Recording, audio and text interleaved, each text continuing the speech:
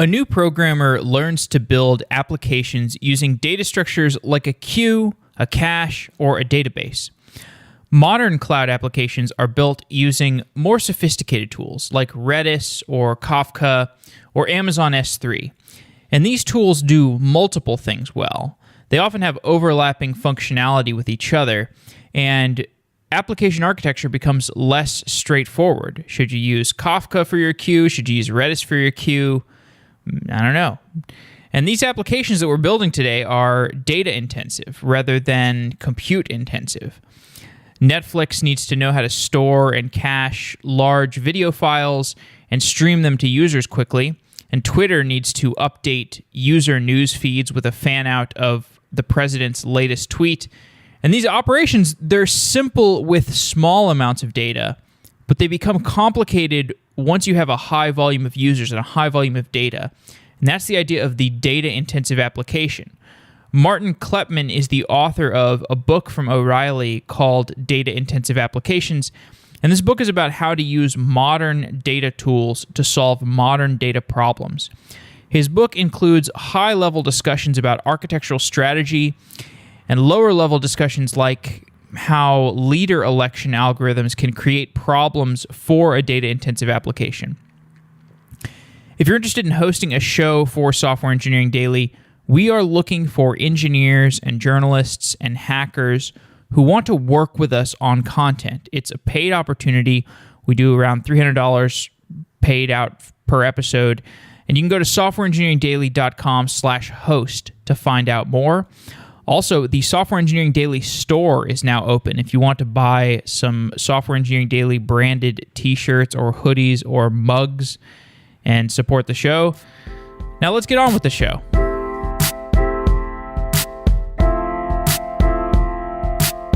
For more than 30 years, DNS has been one of the fundamental protocols of the internet. Yet, despite its accepted importance, it has never quite gotten the due that it deserves. But today's dynamic applications, hybrid clouds, and volatile internet demand that you rethink the strategic value and importance of your DNS choices. Oracle Dyn provides DNS that is as dynamic and intelligent as your applications. Dyn DNS gets your users to the right cloud service, the right CDN, or the right data center, using intelligent response to steer traffic based on business policies, as well as real-time internet conditions, like the security and the performance of the network path. Dyn maps all internet pathways every 24 seconds via more than 500 million trace routes. This is the equivalent of 7 light years of distance, or 1.7 billion times around the circumference of the Earth. With over 10 years of experience supporting the likes of Netflix, Twitter, Zappos, Etsy, and Salesforce, Dyn can scale to meet the demand of the largest web applications. Get started with a free 30-day trial for your application by going to dyn.com/sedaily. That's dyn.com/sedaily. After the free trial, Dyn's developer plans start at just $7 a month for world-class DNS. Rethink DNS. Go to dyn.com/sedaily to learn more and get your free trial of Dyn DNS.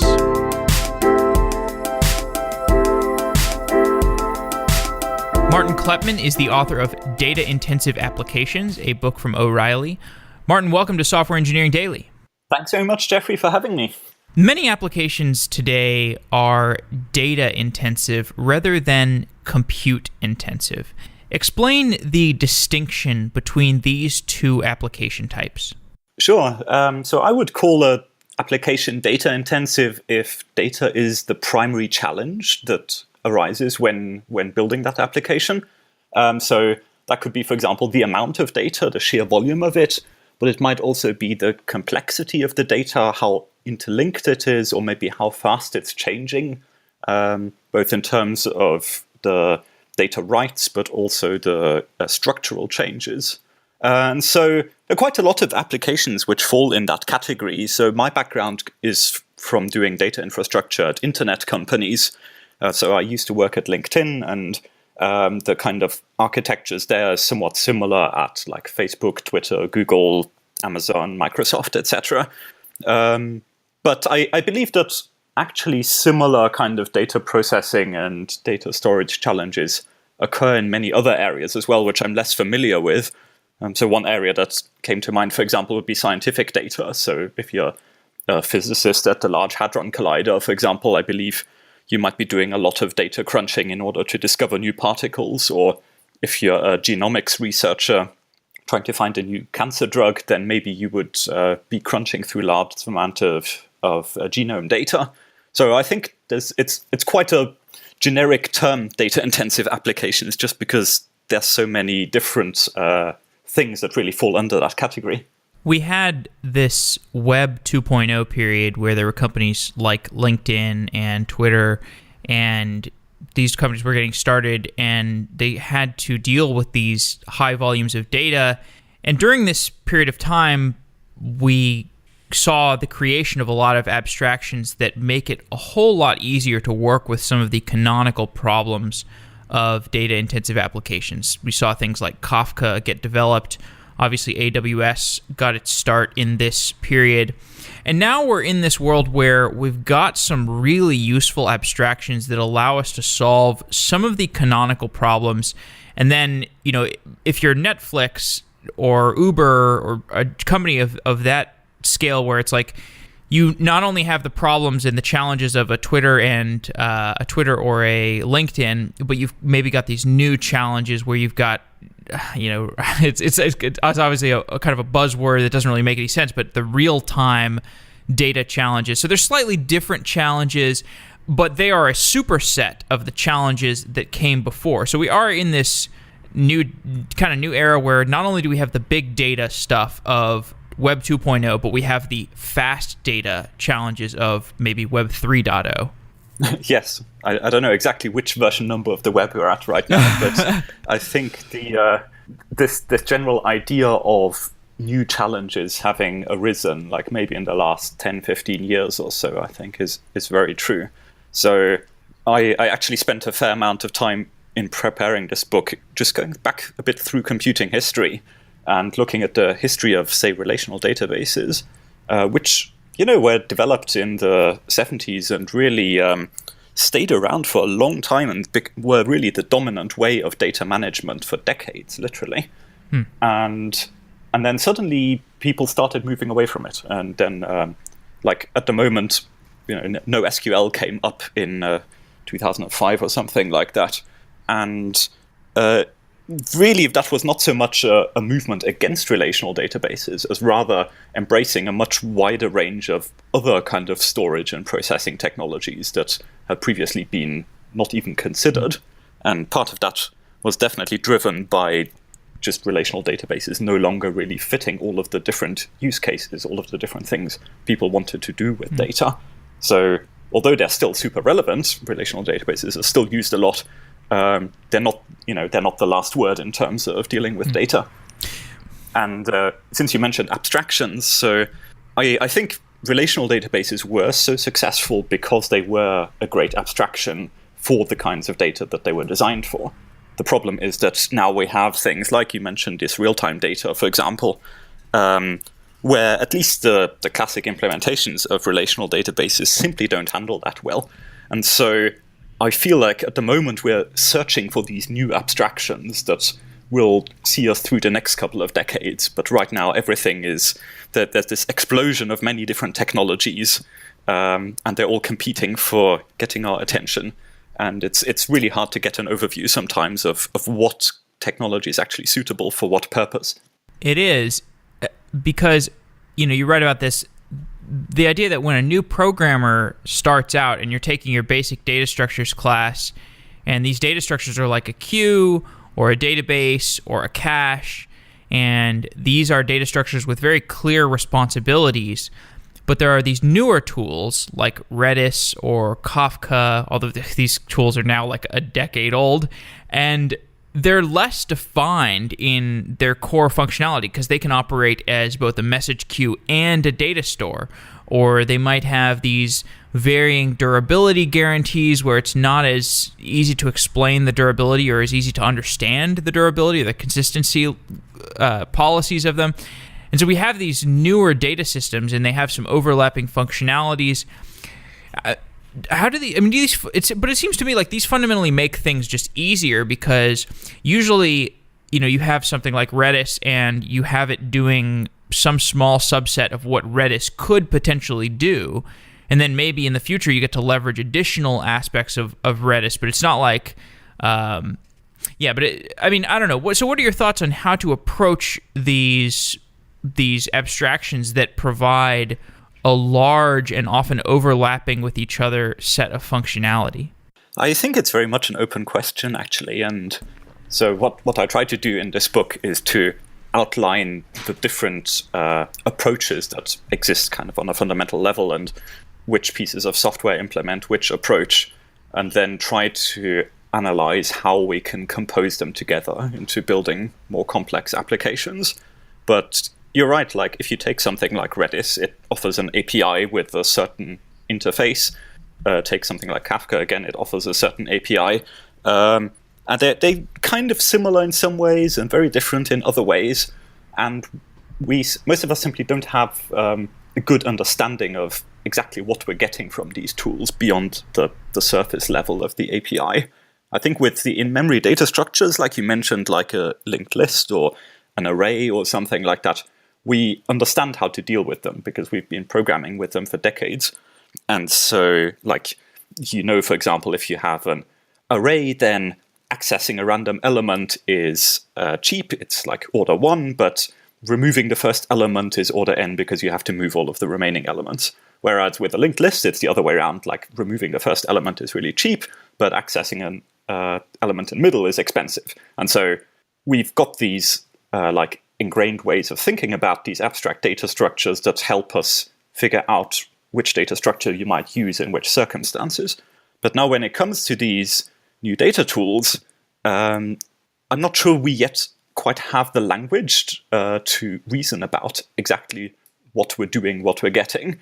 And at the moment, you get things like, okay, something writes to disk. Okay, but when does it write to disk? Does it guarantee that it has hit the disk at the point when it acknowledges something? What happens if that disk dies? Does it guarantee that it's replicated to another machine? Does that replication happen synchronously or asynchronously, etc., etc.? And so there's a whole lot of complex challenges there. And part of what I'm trying to do in this book is to just put them into a systematic language so that we can even talk about them and compare them.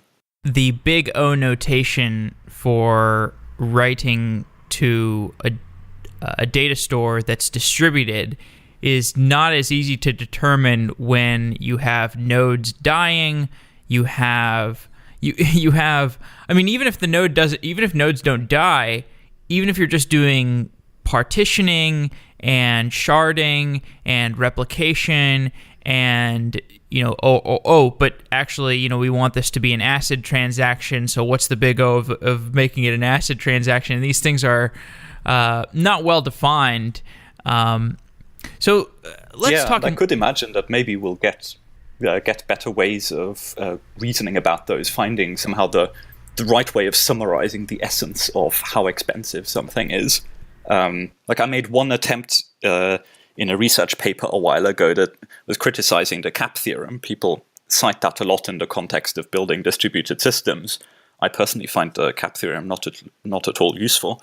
And so I was arguing instead we should reason about whether something requires a network round trip or not, essentially. So how dependent is something on network delay? Which seems to me like a kind of nice way of boiling something down to the essence, because there's some things that fundamentally you can do without talking over the network and other things you fundamentally cannot. And so that makes a nice dividing line between different consistency models, for example. But yeah, these sort of ideas are nowhere near as established as Big O notation. So I think it's going to still take us a while to really figure out how to best formulate those things.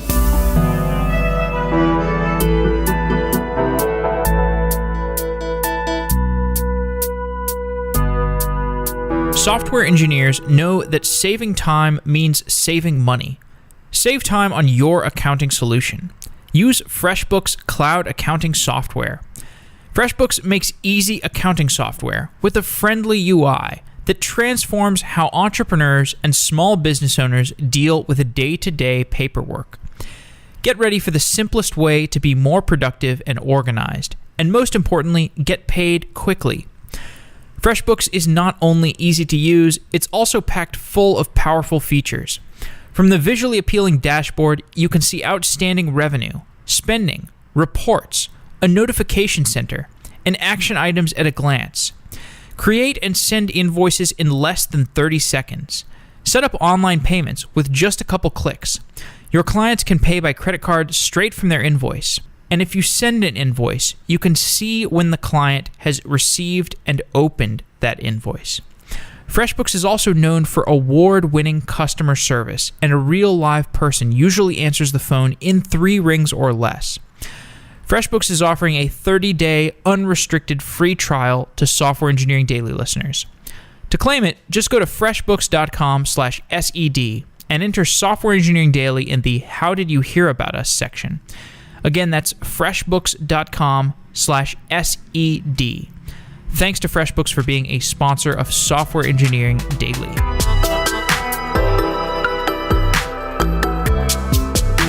So when you talk about the difference between looking at a distributed system through the lens of cap theorem versus the question of whether something is going to make a network round trip or not, talk more about the distinction between those two, your two paradigms. Yeah, certainly. So the problem with cap, I see it, is mainly that the theorem, as it's formally defined, doesn't actually say what most people intuitively think it says. It's simply a different statement. And so the theorem that talks about a very specific model of consistency, which is linearizability, which is I explain in the book in some detail, and it talks about a very specific notion of availability, namely availability in the context of arbitrary network interruptions that last forever. And so, for example, it doesn't speak about availability in the context of a network that is interrupted and then repaired again. It only talks about it in the context of a partition that lasts forever. And so the definition of availability in there is also kind of not what people expect, because it doesn't take time into account. So it considers a service to be available if it responds 10 minutes later, which is not actually what most people would consider available. But that's the definition that the theorem uses.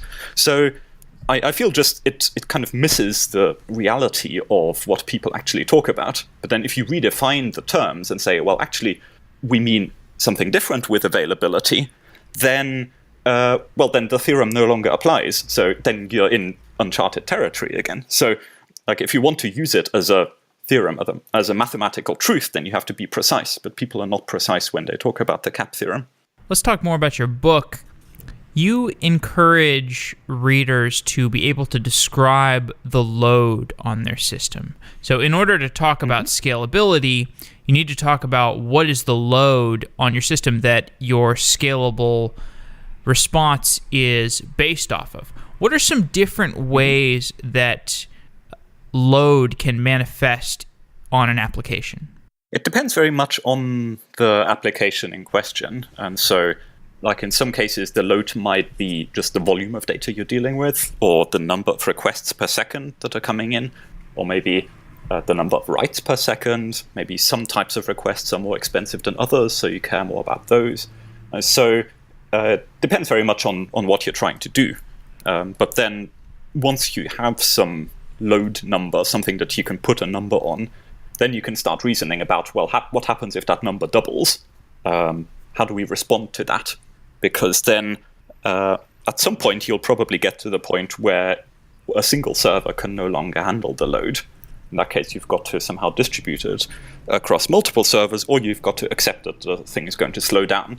And so like if you want to keep the performance constant, then you're probably going to have to add resources somehow. And reasoning about scalability is just reasoning about the process, how you can address an increased load by adding more resources. And of course, that depends on the type of load that it is that you're dealing with. but also the structure of the data, what kind of things you're trying to do with it. And so really, it's not a one-dimensional thing. You can't. It's meaningless to say that something is scalable or something is not scalable. Instead, really, we should be talking about, well, this system can handle an increase in this kind of load by doing this and that. And so then you can start having an educated conversation. We will work towards a discussion of the distributed system architecture for a data-intensive application. Let's start with the idea of the data model. The data model is the representation of how we store and access the data of our application. Some applications use a document model, some use a relational model. Many applications use some combination of the two. How should an application architect reason about the data model of an application? So to those, I would add to those two models a third one, which is graph data model. Because I think if you look at the three ones side by side, that is document and relational and graph, you see some interesting characteristic differences. And so I'd say the biggest difference has to do with the structure of the data. That is, you've got some kind of things that have a relationship to each other.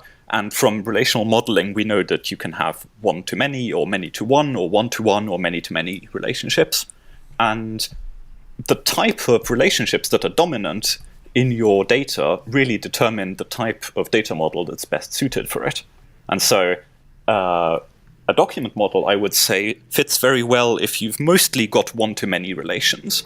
That is, so the example I use is, for example, a LinkedIn profile, which is, it's like a resume, essentially. So you've got a profile that represents one person, and on that one profile, you have a name, and you have like a headline, and then you have multiple jobs that you've worked on, and multiple periods of education, and multiple like social media accounts, maybe. And so then you've got this one-to-many relationship between the jobs and a profile. And that is, each job belongs to exactly one profile, but each profile may have many jobs. And so this kind of thing you can represent very naturally as a JSON document, say, by just having a document per profile, and within that is a list of jobs. And so that kind of thing you can, of course, represent in a relational model as well, but it gets clumsier, especially once you have things nested within other things, and you need to represent order in some way, so you have some kind of ordering column attached to things, and then you need some really complicated queries to try and pull all of these things together, or you end up doing multiple queries in application code. So if that's the structure of the data, then just fetching a single JSON blob is great. And also if you have a lot of data with different fields, depending on where the data has come from also, then splitting it across 20 different tables in a relational data model may be crazy. So in that case, again, putting it in just a typeless JSON document might be by far the simplest. Yeah. But then on the other hand, if you have a lot of cross-referencing between different objects, or call them documents, like you might have a reference from one document to another, then actually that starts looking quite similar to a relational model. And very quickly, once you end up with these many-to-one or many-to-many relationships, you end up with something that is essentially a relational database, except without all of the nice query languages. And then if you go even further towards the many-to-many model, you end up with graphs. So I see that really as a generalization of a relational model where really, in principle, anything can be related to anything else. And so you can keep adding to the graph by introducing new types of vertices and edges. Now, in the early days of an application, whether it's like a social media app or a SaaS with a front end, you often have like a front end web app or a mobile app that needs to interface with some sort of back-end data store. And these data stores are growing in volume. The query complexity that the front end might make it's still pretty simple, but you could imagine it growing in complexity. And there are these different query types that the front end apps are making. It's changing. You have these declarative this declarative syntax that is growing in popularity in front-end web applications. It's also declarative syntax is also growing in popularity for things like Kubernetes. But then you also have these middleware layers for querying, like GraphQL, and you're just really seeing a growing richness between what we used to call front end and back end. You're getting all this middleware stuff that can be really nice to work with and can add some flexibility. And at the same time, these data stores are growing in volume, so it kind of makes sense to build up these different middleware layers that make it easier to interface with the data lake. So how has the strategy for the query between the front end and the back end, as we get these thickening layers of middleware between these two ends, how does the strategy of a data-intensive application architect change? I think it seems like a really good idea to me to introduce these abstraction layers, like something like GraphQL essentially gives you a fairly unified abstraction for a client device to talk to some server-side system. And at least for the types of use cases that it targets, it seems to do that very well. And so it just kind of gives a common pattern for people that has been proven in practice. And it allows you to then change the implementations on either side of that interface, either on the client side and on the server side. So you can swap out, for example, one database for another under the hood and still keep the same GraphQL interface layer.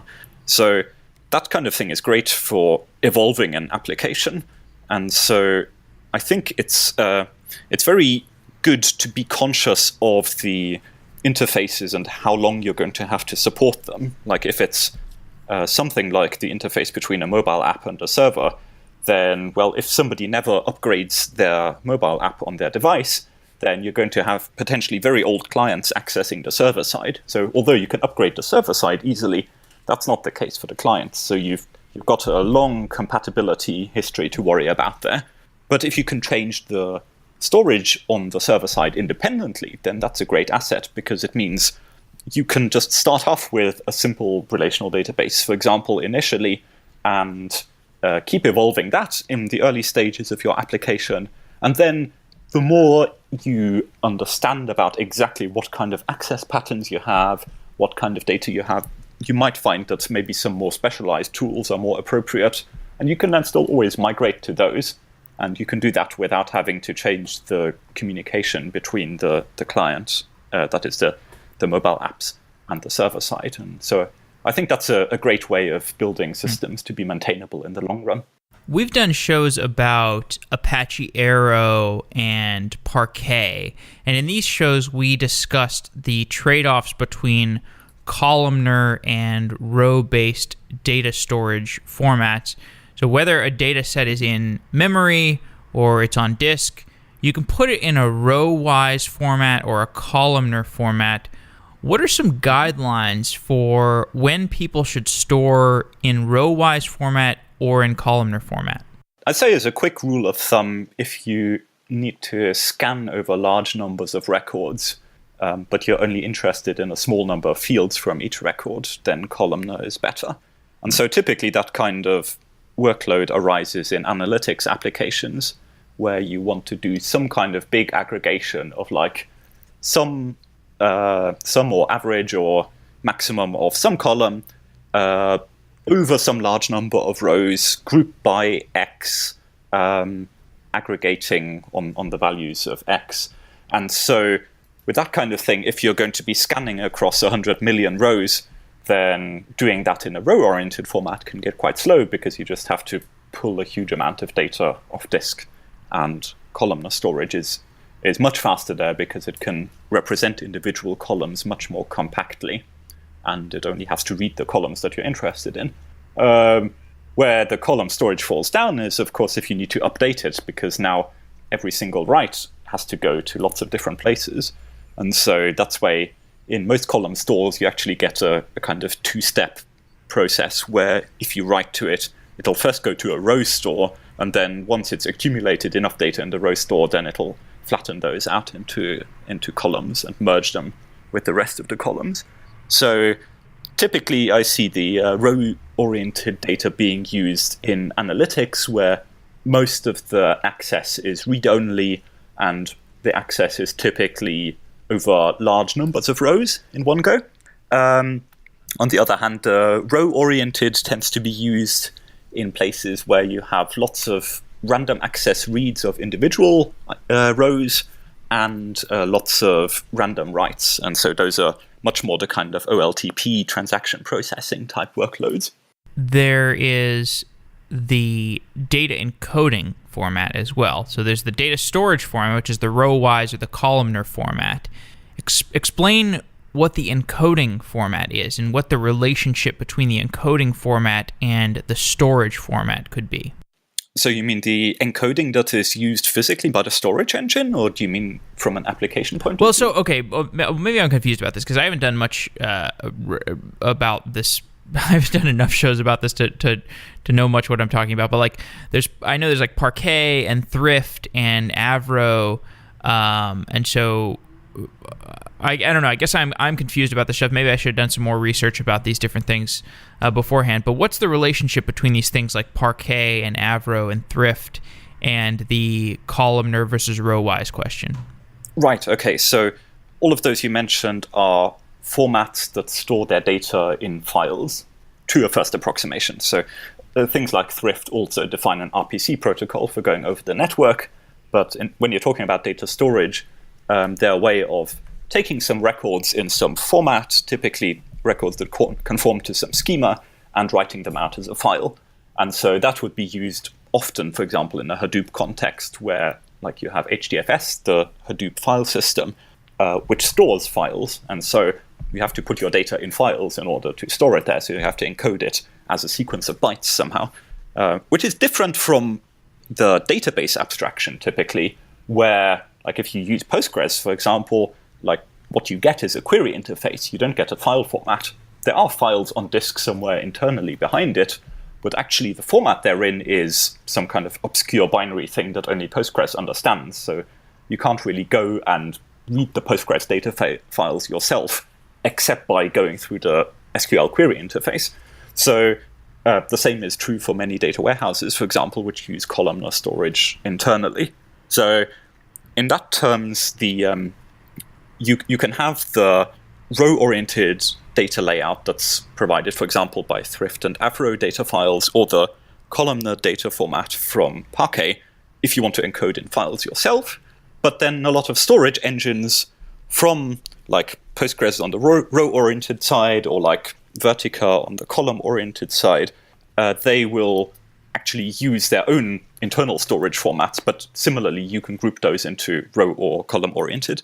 And if you're architecting the entire application, are you often making multiple versions of the data available? So like you have one copy of the data that is in a columnar format so that it's accessible to large scan jobs, like finding the sum of a bunch of transactions or the sum of all of the age or the average age of all of the users. You can answer queries like that, but then you also have the same data available in a Rowwise format so that you can get all the data about a specific account, so you can load a user's profile. Do you have that data basically copied in two different places? Yes, that's typically what happens. And so the traditional way by which that happens is called ETL. So that's the extract, transform, load process, where you have some data that's being maintained in operational databases, which will be typically row-oriented stores. And so any kind of random access reads from the website or any writes from the users, they will go there. And then you have this ETL process which extracts the data from those row-oriented databases, maybe transforms it into a different schema that's more amenable to analytics, and then loads it into a data warehouse. This data warehouse will typically use a column-oriented storage because it's optimized for a different access pattern. It's optimized for a business analyst who will sit there perhaps with like a graphical tool where they can slice and dice the data and analyze transaction history and so on. And so they'll be doing much more this kind of large scan. And so we see here this pattern of the same data represented in two different formats for different access patterns. And that, I think, is a more general pattern that we actually see across many different aspects of data systems. So another example would be, for example, if you need to do full text search on some data, typically what you would do is you have the primary copy of your data, which might be, say, products in a product catalog. You'll have the primary copy in a database, which will be an OLTP row-oriented database. And then you have a copy of that data in your full text search index, which might be like Elasticsearch or Solo or something like that. And again, you have some kind of data synchronization or copying process by where every time you change the description of a product in the product catalog in the database, you then also reflect that change in the search index so that people can find the new description by keyword. And if you even think about it, actually this kind of representing data in multiple different ways, that even appears internally in a database. So in any relational database, if you have a secondary index, what you're really saying is, I want to construct this additional data structure on the side, which is typically a B tree or something like that. And I want every time you write to some table to update that index to also allow me to find records with a certain value. That's what a secondary index is. And it just happens to be done internally by the database. But really, it's just another way of saying we're going to take the same data and have multiple copies of it represented in different ways, either sorted in a different way or with a different storage layout. And that allows us to access the data in ways depending on what you're trying to do. Like in the case of a secondary index, depending on which column you're searching by. In the case of a full text search index, it's in order to search by keyword. In the case of a data warehouse and a column store, in order to do a large scan over all of those records. And so I just see that as a general pattern of quite often we have a primary copy of the data in one system, and that might be called the system of record or the source of truth. And then we have a whole bunch of different derived data systems, which they take their data as a copy from this primary system, from the system of record, transform it in some way, and then represent it differently in order to satisfy certain read access patterns. So the pattern we have there is the writes all go to the primary storage system, and all of the other systems are derived from it. So the other systems only serve read requests. And this even happens on a single machine. Like last night, I saved a file, and then I opened up Searchlight or Spotlight on Apple, and I searched for that file because I had saved the file in one application. I wanted to open it in a different one, and I searched for it, and I was like, why can't I find it? Why isn't it visible? And it was because the search index hadn't been updated. So this kind of lag happens even on a single machine. It's eventual consistency. It is eventual consistency, and I mean... and you can't even blame the cap theorem. That's just what I was thinking. You can't blame the cap theorem. You can't blame the network interruption between the Spotlight search index and your hard disk file system. Well, this is a performance. So this is something a performance issue. This is something I wanted to ask you about, because you were talking. You wrote in one part of the book where you were talking about we don't have to think about as much about the hardware messing up on a single machine, right? Like we don't think about, this transistor is messed up, and so we have to watch it. We have to prepare for this hardware error on a single box. But we do have to worry about flaky networks. We have to worry about flaky clock representations, like our representation of time might be messed up. We have to worry about nodes failing. But presumably, there was a time where a quote-unquote single box had these sorts of issues. A vacuum tube burns out and oops, it's okay, the single machine doesn't work.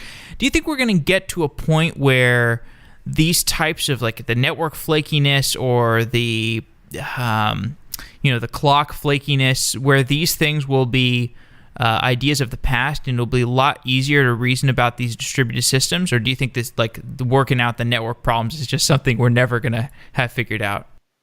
Frankly, I think it's fundamental, and we're not going to be able to solve it. So in certain limited domains, you can take the approach of treating everything as a single system. So in the high-performance computing world, these are the people who build supercomputers, which are used for like weather simulations, for example. They do take lots of individual computers, like lots of CPUs, lots of RAMs, join them up with a fast network, and treat the entire thing basically as a single computer.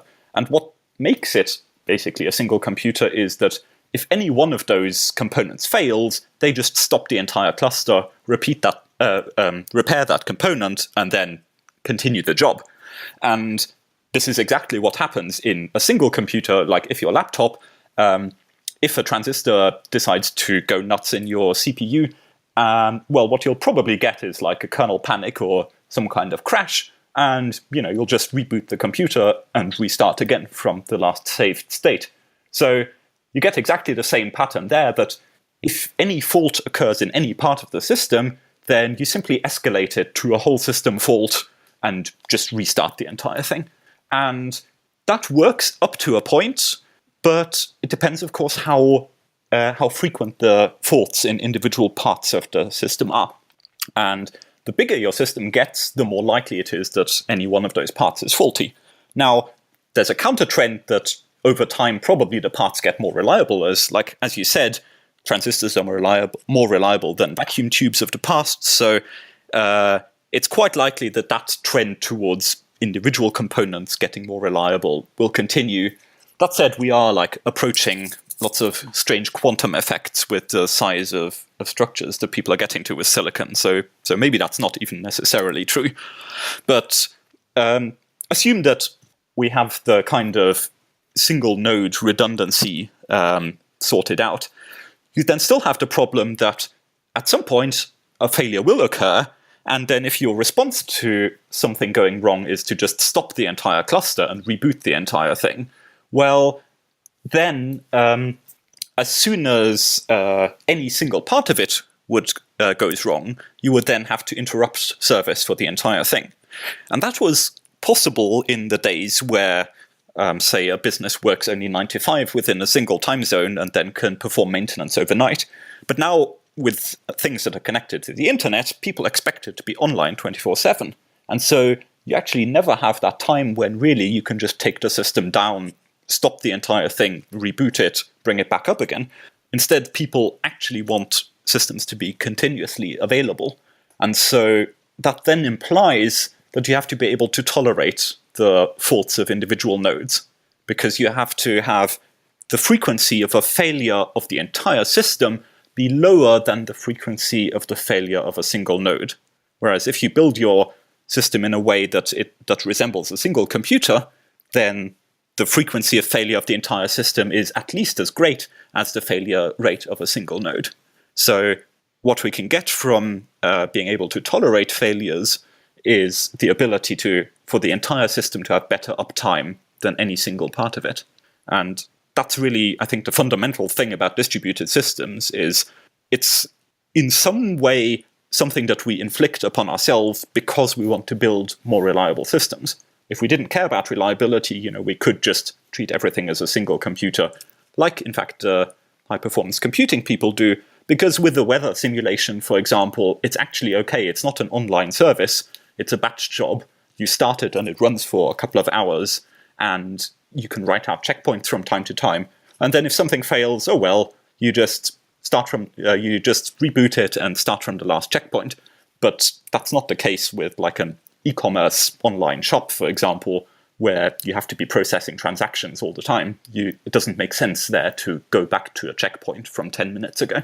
In dealing with these problems of distributed systems, we're obviously doing replication. So, whether we are replicating to a search index so that we can look up a piece of data more quickly, or we are replicating so that if a node fails, we still have access to that data. Like if you're saving to a database, you want some fault tolerance in case that database node just burns out, and you want to still have access to that other database node.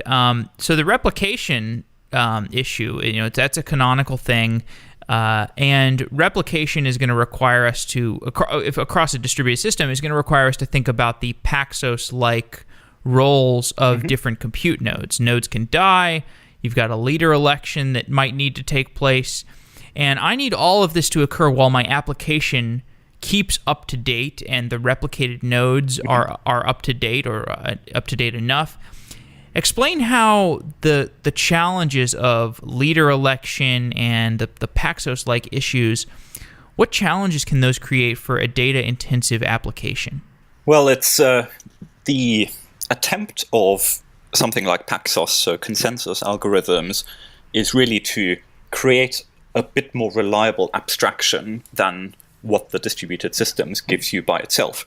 Because it's really a nightmare to try and deal with a system where you have absolutely no guarantees about which node is actually alive, which is dead. Are they just temporarily not responding? Are they going to come back again later? Did my data get there? You sent a packet there, you didn't get a response. Did it arrive? You don't know. Maybe it just got delayed somewhere. So if you're programming distributed systems at this basic level, it's really difficult just because there are so many things you can consider. You need to consider if you want to get it right. And so the idea of consensus algorithms like Paxos is to give you a bit stronger guarantee. And so the guarantee it gives you with consensus is that you get some nodes to decide on something, and once they've decided, they won't change their mind. And that sounds really basic, but even just achieving that turns out to be quite tricky in practice. But at least we do have implementations of consensus algorithms. And so it's used in things like Apache Zookeeper, for example, which is then used to often build cluster management things. So that is for a database cluster, for example, you might want to ensure that at any time there's only a single primary, a single leader for every partition. And that's important because if you have two leaders for the same partition, then that means they're going to both accept writes and they're going to diverge. And so you've got what is called split brain. And so having a consensus system allows you to avoid this kind of split brain thing just by delegating the consensus problem down to an algorithm that other people have thought about really hard. And the higher level applications can then use stronger guarantees. For example, like that there will only be one leader at any one time. But still, there's getting these kind of things right so that they really always satisfy the guarantees that you think they do is still tricky. And so I think we still have an education challenge there of just knowing exactly what you can rely on and what you cannot rely on in a distributed system. If I have a large volume of data, I need to partition it. And partitioning is going to keep the access fast, and it breaks a large volume of data up so that it can be spread across many nodes. And then you have this whole process of indexing the different partitions, and you have to look up the right partition and then the right document within the partition, and all of this partitioning stuff is occurring in addition to the replication. I mean, you break a large volume of data into a bunch of partitions, and then you replicate all the partitions. Describe the challenges of architecting a scalable partitioning strategy, because at a certain scale, like even just the operation of looking up the right partition can be a time-consuming process. It is tricky, especially with data that's highly interconnected. So if your data is just key value structure, and you always know what the key is, and you just want to read or write the value associated with the key, then partitioning is basically trivial, because like typically what people will do is use some kind of hash function to map the key to a particular partition, and even the client can just compute that hash function and then look up in a table like, okay, partition 15, I need to contact this IP address on this port number, and then contact the right node.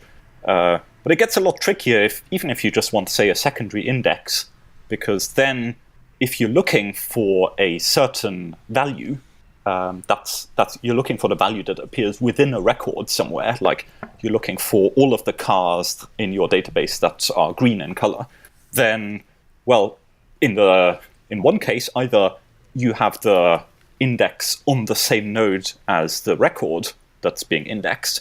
And so in that case, writing is easy because whenever you update a document, you only need to update the index that's on the same node. But now whenever you read, you have to go to all partitions because, like, a green car, that might be in any of the partitions. So you have to query all of them in a scatter-gather kind of process in order to find all of the possible occurrences of green cars in your database. Now, on the other hand, you could structure the secondary index the other way around, that actually you make sure that all of the index entries for green cars go onto the same node, but now the writes get more complicated because now you have, whenever a document gets updated, or a document gets added with a particular color, then the secondary index for that document may actually be on a different node. So you now have to update that as well. And now you have to worry about, like, what if one request succeeds and the other fails? Then your two nodes get inconsistent with each other, and so on. So partitioning gets hard in those kind of cases where you want to look up by something that is not just a primary key.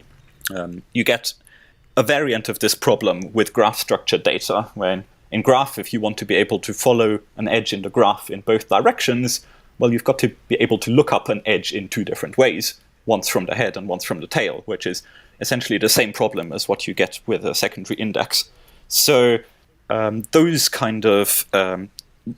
aspects of the data structure, when you have these interconnections, references from one thing to another, or secondary indexes, they make the partitioning hard.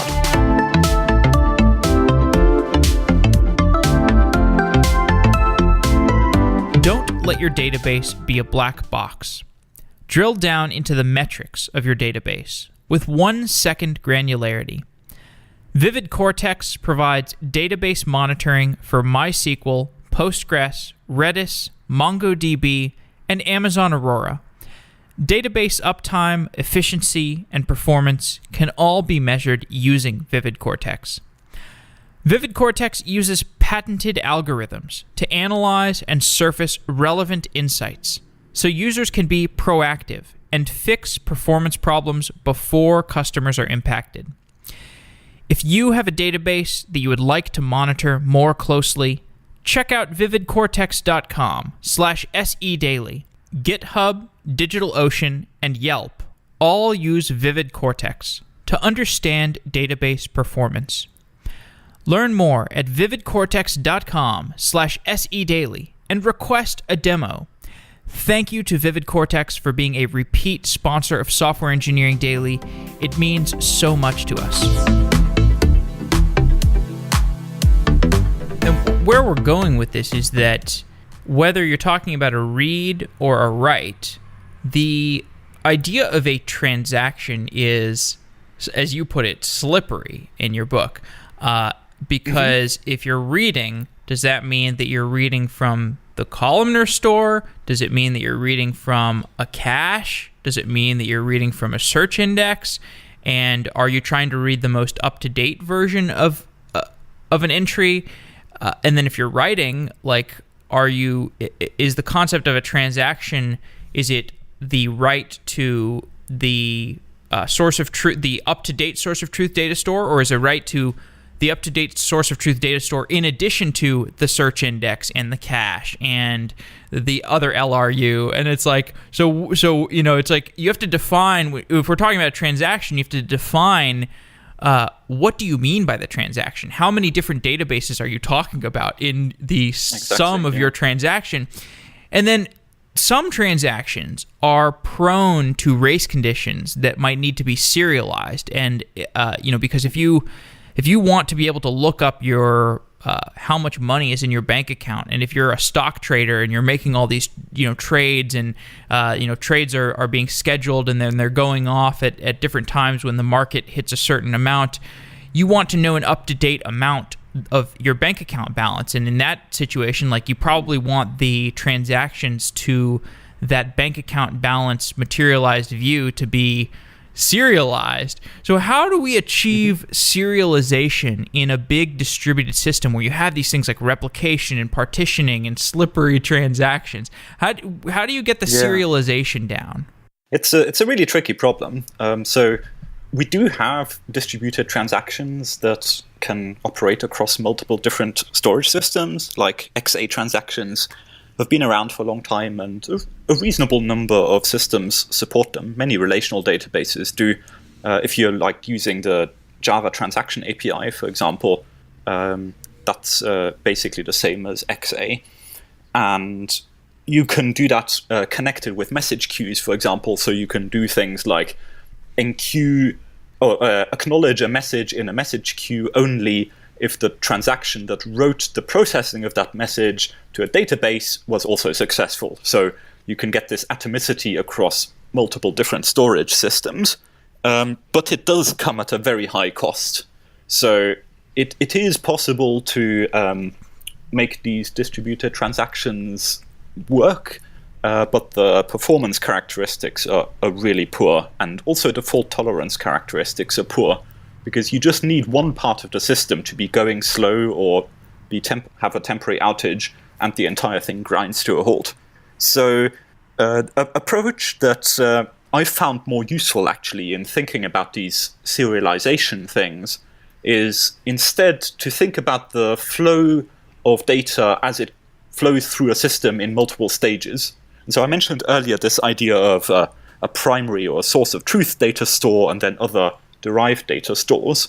And so you could, for example, make a guarantee that you will only ever write to your source of truth, and everything else is derived from that. And now this means that maybe that derivation happens asynchronously, maybe it happens synchronously, you can decide that separately, but you know that you can always rebuild your derived data store from the original, from the source of truth. So it's just a purely deterministic transformation process. And that means now that rather than having to do a write across multiple different data stores and have to ensure that that happens atomically, you can actually just do an atomic write to a single data store, which is your source of truth, and then have everything else be derived from that. And now that gives you most of the fault tolerance properties that you need, namely that you essentially get atomicity. That is, if you write to the primary, to your source of truth, then that will also be reflected on the others, but you don't get the synchronicity necessarily. That is, if you make a write to the source of truth and then immediately read from some derived data store, then that might not yet be up to date. And what I would assert is that actually, in many circumstances, that is okay. And so you can think about it from a business point of view of exactly for which things you need data that is up to date to which degree. And you can then make a trade-off. So you can say, okay, for some things, we really want it to be up to date, and we're going to tolerate the lower fault tolerance and the lower performance that comes with having up-to-date data. And in that case, you can do a round trip through your derived data system and essentially treat the write as complete only once it's been reflected in the derived system as well, which you could do by plumbing several stream processing stages together. On the other hand, you might actually say, maybe it's okay to just read a value that might be outdated by up to 2 seconds, and you're going to monitor how far behind it is so that it doesn't go over 2 seconds. And that'll mean that occasionally in some edge cases we violate some constraint. Like it could be that, accidentally we sell more items than we have in the warehouse, or accidentally you sell the same seat on an aeroplane or the same seat in a theater to 2 different people. And that's not going to happen very often, but occasionally it might happen. And in that case, well, you're just going to apologize to the customer, and you're going to send them a voucher and say, oh, sorry, would you mind choosing a different seat, or would you mind waiting for an extra 2 weeks until we've got that item in stock again? And, that's exactly what would have to happen in other circumstances anyway. Like if you have a warehouse and you know that you have a certain amount of inventory in the warehouse, well, what happens if a worker in the warehouse drops an item and breaks it, or a forklift truck runs over it? Well, then you've got one fewer item than you originally thought you had. And so if you had 2 orders for the last 2 items, and one of those 2 items is now broken, well, actually, you're going to have to apologize to one of the customers and say, sorry, it's no longer in stock. And so you already need this apology workflow in a business in many circumstances anyway. And so the dealing with this potential serialization violation from accidentally selling the final item in stock to two different people, that actually looks precisely the same to the user as the forklift truck running over an item in the warehouse case. To the end user, those things are indistinguishable. And so I would argue there that this case where you really, really require an up-to-date read is actually often more malleable than we might think. So what we need is integrity of the data. That is, we need to make sure that if something was written, it won't be lost. And we need to make sure that the same rights that appear in one data store also appear in another. We can't be like losing data randomly. That's sure for true. But so you need the integrity of the data, but you don't necessarily need the timeliness in all cases, the guarantee that some value is 100% up to date. I think quite a lot of cases can tolerate a value being a little bit stale. And if you're willing to tolerate that, it actually opens a whole lot of new architectural possibilities that the classic view of serializability simply doesn't cater for. I know we're up against time. I would like to ask you one more question. Do you have a hard stop right now, or can I ask you one more question? No, okay, go all right. ahead. So, I think about if we were doing this podcast 5 years ago, the conversation we would be having would be pretty similar to the conversation that we're having right now. I mean, what's interesting about lower level technology discussions as opposed to discussions about consumer technology is that it seems like the predictions that we can make are a little easier to make. I mean, if we were doing a show about consumer electronics, 5 years ago, probably we wouldn't have been able to realize the importance of video, or maybe we would. I don't know, like video sharing. But anyway, 5 years ago, we would have been able to talk about things like, okay, Redis and Kafka are getting big. Cassandra is going to be bigger. Kafka is going to be bigger in the future. These things are getting really important. Maybe we wouldn't have been able to predict containerization. We might not have been able to predict how high level the cloud services are going to get. Clearly, like cloud services are just going to get higher level and higher level. And application level programmers are going to be able to deal with these higher level APIs, and luckily they're going to have to not going to have to think about the slippery transaction problem as much if they don't want to, unless they're Netflix or Uber or one of these companies that is at such a scale where they have to think about these things a lot more. These out of the box solutions are going to get better, but what's going to change? Like, what are the things that are going to change in 5 years, or 10 years? What's in the future of these data intensive systems? So we saw in the last 10 years, I guess, quite an explosion of different tools available. And so, as you said, many of the tools we have now were already around 5 years ago, just less mature. And in the 5 years since then, well, I guess we've mostly matured those tools and learned a bit on how to use them and how to plug them together and what circumstances to use new tools in the same paradigm. Yeah. Though I think going forward, what I would expect actually is still occasionally getting new tools, but more importantly, better understanding of the abstractions for pulling them together. So I could imagine that at some point we reach the kind of patterns for using data systems that might then be like the new equivalent of the relational model. So as I said at the beginning, the relational model really dominated the data management world for decades because it really figured out a good way of exposing data to application developers that worked for most of the things that people wanted to do.